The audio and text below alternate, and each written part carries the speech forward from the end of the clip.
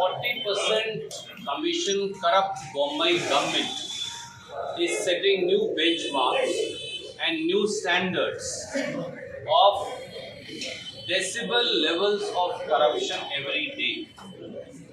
We want to ask Mr. Bommai. He wants to hide behind, Chief Minister Bommai hides behind communal polarization. Chief Minister Bommai and the goons of Bharatiya Janata Party are attacking minorities every day. Chief Minister Bommai, Bharatiya Janata Party, Bajrang Dal, in cahoots and in league with PFI, CFI, SDPI, continue to vitiate and polarize the atmosphere of Karnataka every day. But Chief Minister Bommai does not answer on the clear-cut allegations of corruption against his government.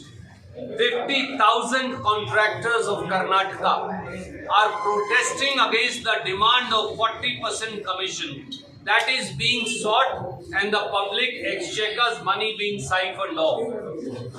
A minister was accused of taking 40% commission.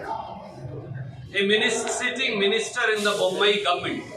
Chief Minister is so weak, is so complicit that he refuses to act against the minister.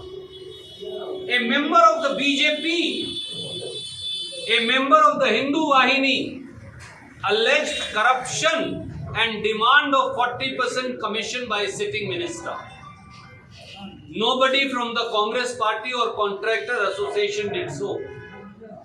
Now, a BJP worker has to write a suicide note for no action has been initiated and he is allegedly being threatened because he levelled allegations of corruption against a sitting minister in the Bommai government.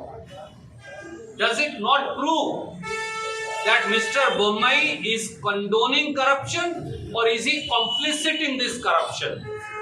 His 40% commission government has to go. It cannot hide behind the attack on minorities in order to draw attention away from its maladministration and misgovernance.